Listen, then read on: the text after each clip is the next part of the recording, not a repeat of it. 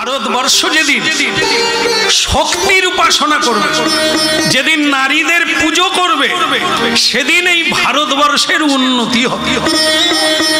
যতদিন ভারতবর্ষে মায়েদের লাঞ্ছিত হতে হবে, মায়েদেরকে ভোগ্য বস্তু করে রাখবে, মায়েদেরকে চিনতে পারবে না, ততদিন ভারতবর্ষের মানুষের উন্নতি হবে না। কেমন দেখেন, কুমারী পুজো করতে হয়, এর মানে কি শক্তির পুজো।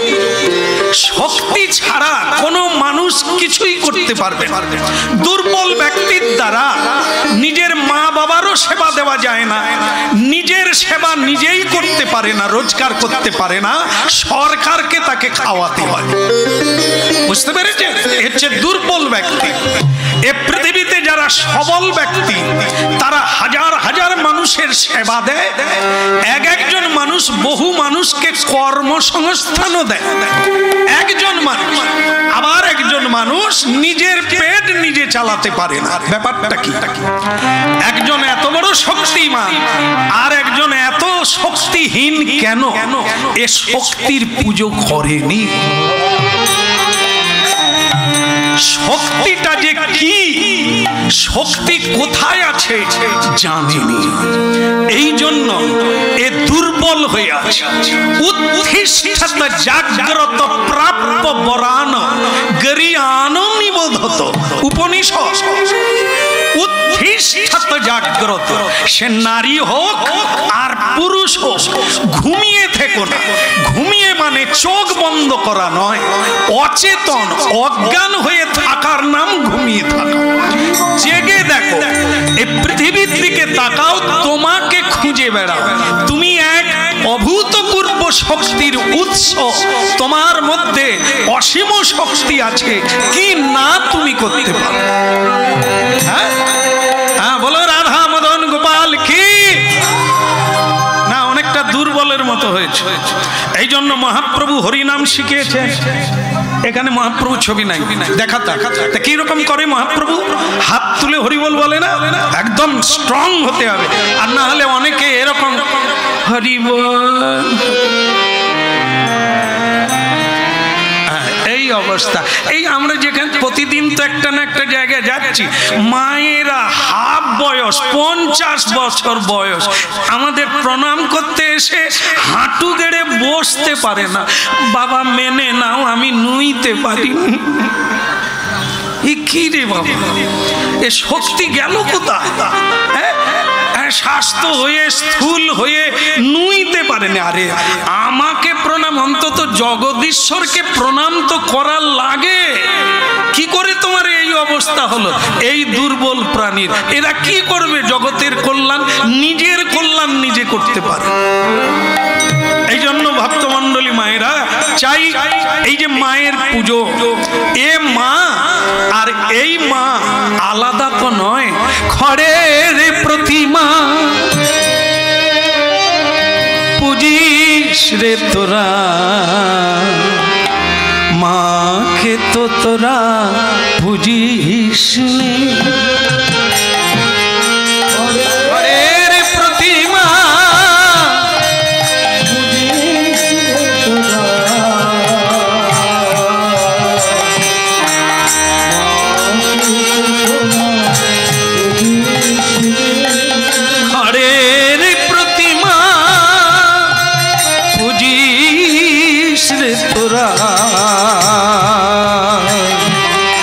মাকে তো তোরা বুঝিস নে।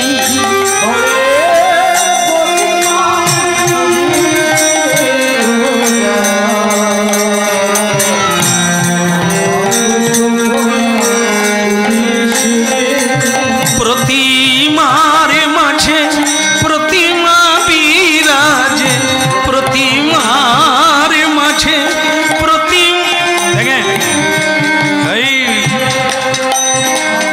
ঠাকুর উঠলেই তো আমরা মাইক বাজিয়ে দিই, গানগুলো শুনতে হবে কি গানে বলছে আর আমরা কি বুঝে আছি।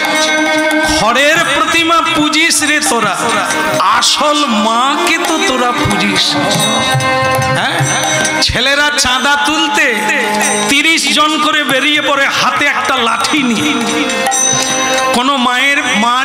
ঝিগিরি করে খায়, লোকের বাড়িতে আসতে থালা বাসন মেজে খায়, সে চাঁদা দিতে পারে না বলে এই ছেলেরা তার পিঠে ডান্ডা দিয়ে মেরে দিল। কেমন?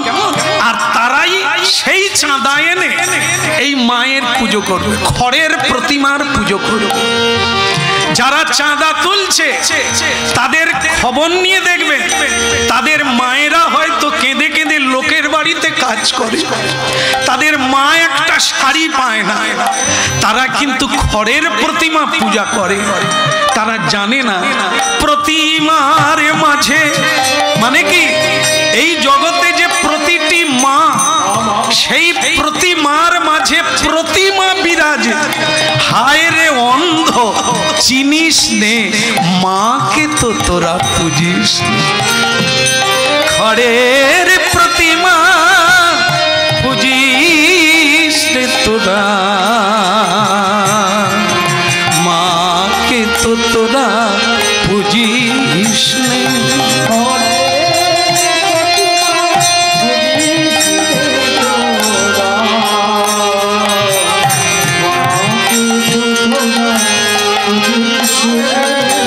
প্রতিমার মাঝে প্রতিমা বিরাজে, হায় রে অন্ধ চিনিস নে মাকে তো তোরা বুঝিস নে, খড়ের প্রতিমা বুঝিস রে তোরা, মাকে তো তোরা বুঝি। বিবেকানন্দজি যেদিন অষ্টমী পুজো, সেদিন বেলুড় মঠে মা দুর্গার পুজো হচ্ছে। নরেন্দ্রনাথ সারদা মায়ের কাছে গেছে। সারদা মা তখন বৃদ্ধ হয়ে গেছেন, একটু উঁচুতে বসে পা ঝুলিয়ে বসে আছে। নরেন্দ্রনাথ মানে বিবেকানন্দ সেই সারদা মাকে গিয়ে প্রণাম করছে। মা সারদা বলছেন, নরে তুই যে বড় এখনো এখানে, ওদিকে যে অঞ্জলি হয়ে গেল, তুই যাবি না? নরেন্দ্রনাথ বললেন, মা আমি তো এসে গেছি, আমি তো মায়ের কাছে এসে গেছি।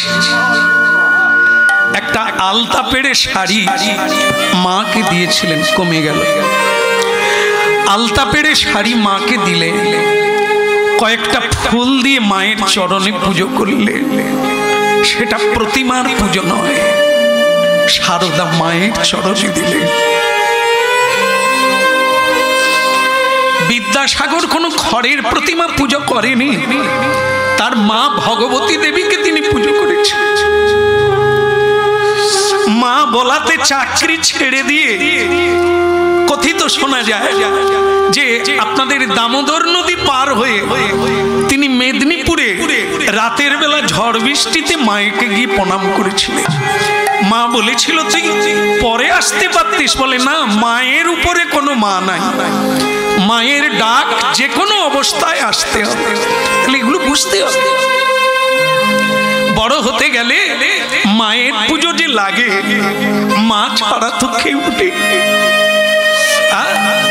তাই ভক্তমন্ডলী মায়েরা, খড়ের প্রতিমা পুজো বেড়ে গেছে রাস্তায় রাস্তায়, মোড়ে মোড়ে, আর তত মায়েরা কাঁদছে।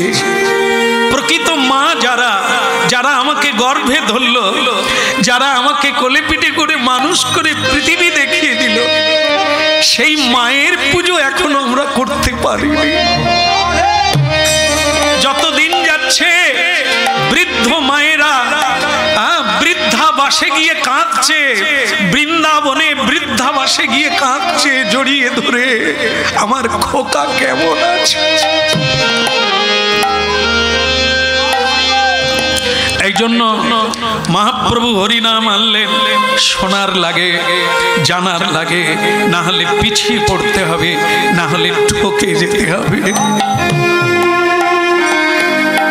তাই আজকে দেবশ্রী নারদ হরিনাম গাইতে গাইতে যাচ্ছে, আর জগতের মানুষ তার চরণে পড়ে পতিত হয়ে প্রণাম নিবেদন করছে।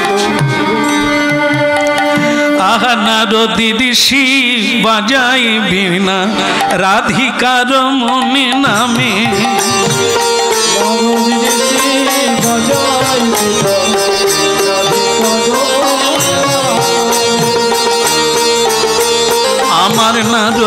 ঋষি বাজায় বিনা রাধিকা রমণ নামে।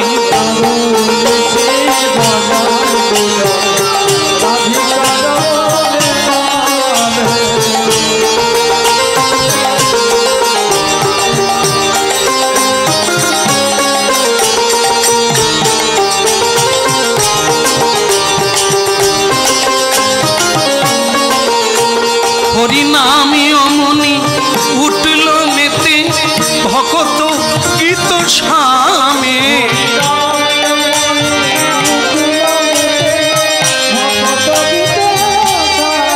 হরিনামে অমনি উঠল মেতে ভকত গীত সামে।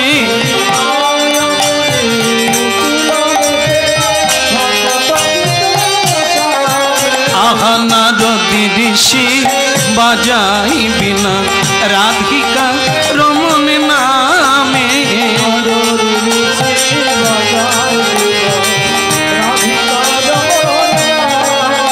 ওগো রাধিকা রমণ নামে বাজে বিনা রাধিকা রমণ নামে।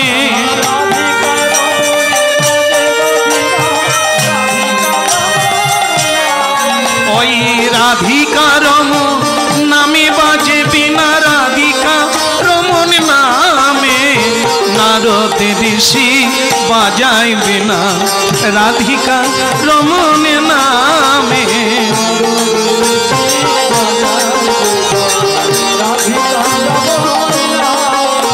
এখন উলুধ্বনি হরি ধ্বনি করে ভক্তগণ। তাই গৌর হরিব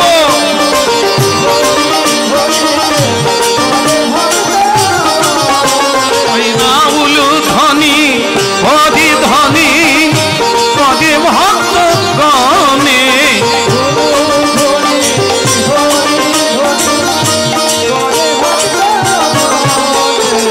নারদ ঋষি বাজায় বিনা রাধিকা রমণ নামে।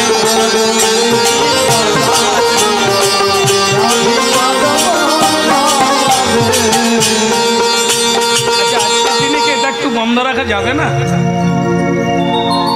এত সবাই ওদিকেই তাকিয়ে আছে, বন্ধ করা যাবে না? এইটা একটুক্ষণের জন্য বন্ধ থাক না আজকে। এত সকলে তাকাচ্ছে আর আমিও তাকাচ্ছি ওদিকে। দেখেন বললাম ভালো হয় করেন, যেটা ভালো হয় করেন। বলো রাধা রমন কি। আমাদের কোনো ব্যাপার না, শুরু করেছি মানে শেষ হতে যাচ্ছে, কিন্তু আপনারাই চঞ্চল হয়ে গেলে আপনাদেরই ক্ষতি হবে। এত কষ্ট করে এলে শুনতে হবে, এই পরিবেশ ঠিক রাখতে হবে। হ্যাঁ, এদের আনন্দ নিশ্চয়ই হবে। তো আজকের দিনটা বন্ধ রাখলে আমি অনুরোধ করছিলাম একটু দেখেন। বলো রাধা রমন কি। আহা নারদী ঋষি বাজায় বিনা রাধিকা রমণ নামে।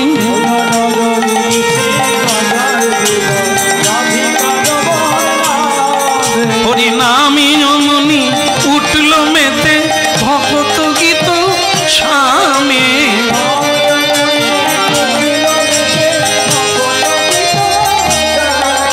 আহা নারদী ঋষি বাজায় বিনা রাধিকা রমণ নামে।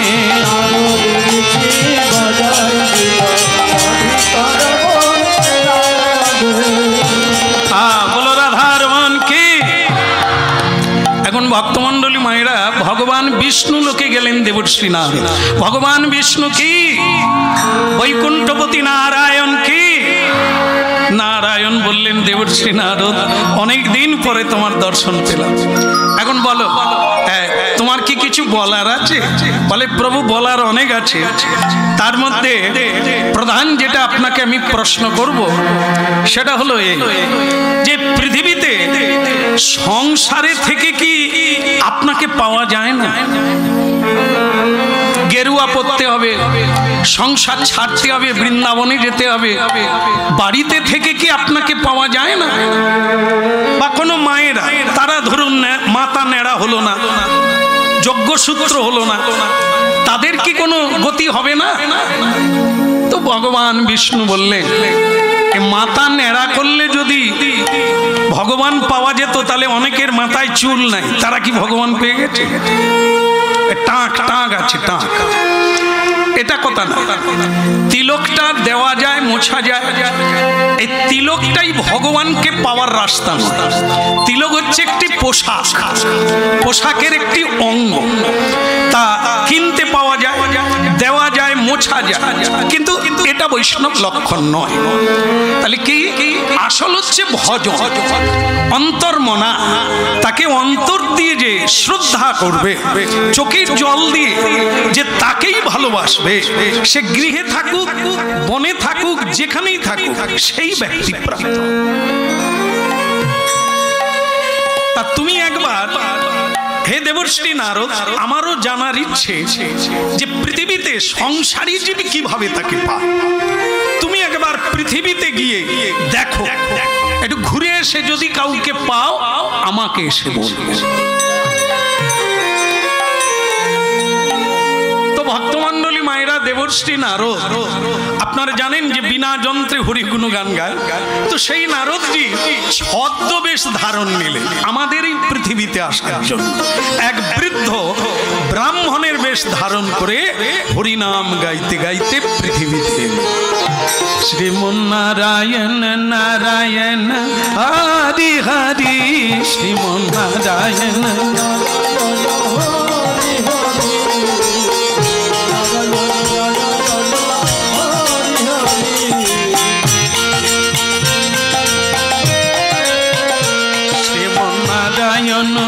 নারায়ণ হরি হরি, শ্রীমন্নারায়ণ তেরি লীলা নাদি নদী, তেরি লীলা নাদি নদী, নারায়ণ নারায়ণ হরি হরি,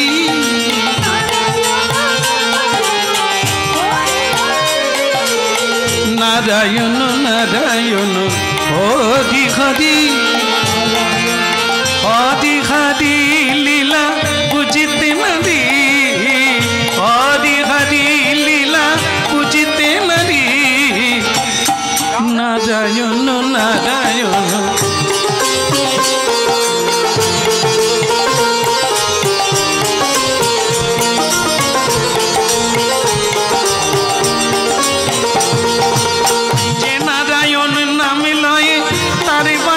পূর্ণ হয়, যে নারায়ণ নামে লয় তার বাঞ্ছা পূর্ণ হয়, ভক্তি ভরে লখ তারি নাম মনরে, ভক্তি ভরে লখ তারি নাম, নারায়ণ নারায়ণ নারায়ণ নাম, নারায়ণ নারায়ণ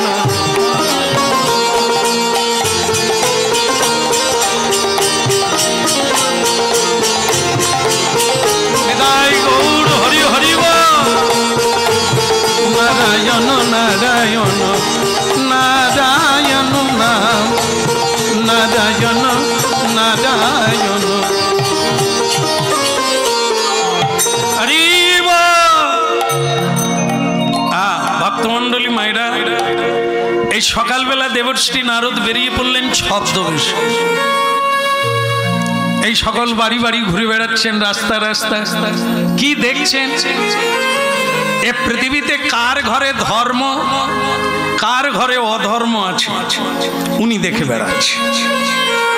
ধর্ম অধর্ম চেনা যাবে কি করে? সকালবেলা যারা ঘুম থেকে উঠেই খাওয়া চালু করে দিল, কর্মের জন্য ব্যস্ত হয়ে পড়ল, সৃষ্টিকর্তা যিনি আমাকে সৃষ্টি করেছেন, যিনি আমাকে পালন করছেন, তার চরণে একটা প্রণাম দিল না, এই বাড়িতে অধর্ম আছে। মানুষের যেটা ধর্ম সেটা করে না, পশুর যেটা ধর্ম সেটা করছে। পশুরা যেমন দাঁত মাজে না, পশুরা যেমন প্রণাম করে না, কেবল সকালবেলা উঠেই খাওয়া দাওয়া করে। তাই মানুষ যদি তাই করে তাহলে এর ঘরে অধর্ম আছে, ডাকিনী আছে, যোগিনী আছে, রাক্ষস রাক্ষসী আছে, কিন্তু কৃষ্ণ ভক্ত নাই। তাহলে বোঝা গেল যে এর বাড়িতে অধর্ম। যার বাড়িতে ভোজ 4টা থেকে ভোগ মানে মঙ্গল আরতি কীর্তন হচ্ছে, ওই বাড়িতে ধর্ম আছে। কারণ এটা মানুষের ধর্ম। মানুষ ভগবানকে চেনে, জানেন যে তিনি না হলে আমরা কেউ থাকবো না। তাকে প্রণাম করা মানুষের ধর্ম। তাই দেবশ্রী নারদ খুঁজে বেড়াচ্ছেন কেউ কি নেই যাকে দেখবো সকালবেলা উঠে হরিনাম গাইছে। জীবনের শুরুটা ভগবানের নাম কীর্তন দিয়ে শুরু করলো, কেউ কি নাই। হঠাৎ দেখতে পেলে কি একটি মাতাজি, একটি মা সকালবেলা গঙ্গা স্নান করে তিনি ফুল তুলছেন বাগানের মধ্যে। आई जमुना तीरे कदम बानी रे की घेरिनु सखी जा सखी रे की घेरिनु सखी। आई जमुना तीरे कदम बानी रे की घेरिनु सखी जा।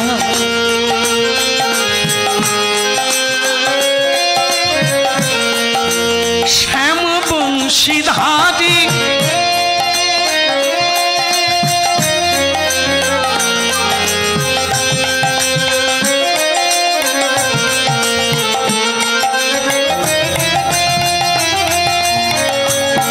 श्याम बंशीधारी मणि मंच परी करे लीला रसरा। যমুনা তীরে কদম বনি রে কি হেদিন সখী যা।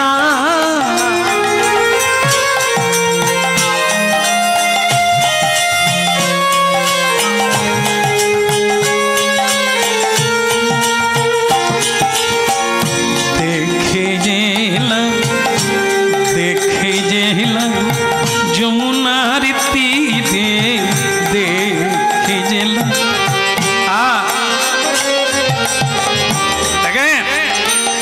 কে কি করছেন? এ জগন্নাথ দেখছে। জগন্নাথের চোখ কোনটা? জগন্নাথের দুটো চোখ, একটা হচ্ছে চন্দ্র আর একটি সূর্য। রাতের বেলা তিনি লক্ষ্য রাখছেন আপনারা কে কি করছেন, আমরা কি করছি। আর রাতের বেলা চন্দ্রমা তারা নক্ষত্র আমাদেরকে দেখছে আমরা কি কর্ম করছি। আমাদের মরার আগে এই হিসেব চলে যায় ভগবানের কাছে। পরের জন্মে ভারতীয় আধ্যাত্মিক তত্ত্বে জন্মান্তর বা জন্মিলে মরিতে হবে, মরিলে জন্ম হবে। এই হচ্ছে ভারতবর্ষের তত্ত্ব। তাই আবার যখন তুমি জন্ম নেবে, আজকের কর্মফলটাই আগামী দিনে তোমার জন্ম হবে। সেই ওই যমুনা তীরে কদম বনি রে কি হেদিন সখী যা। ওই যমুনা তীরে কদম বনি রে কি হেদিন সখী যা। শ্যাম বংশীধারী মণি মঞ্চ পরি করে লীলা রসরা। আমি দেখে গেলাম সেই কদম্ব তীরে, দেখে গেলাম ওই কালিন্দী যমুনার তীরে অধরে মুরলি ধরে ওই জয় রাধে শ্রী রাধে বলে এই এখনই দেখে এলাম। জয় রাধে শ্রী রাধে বলে ওই কালিন্দী যমুনার তীরে আমি এই এখনই দেখে এলাম। হরে কৃষ্ণ কৃষ্ণ কৃষ্ণ কৃষ্ণ হরে হরে হরে রাম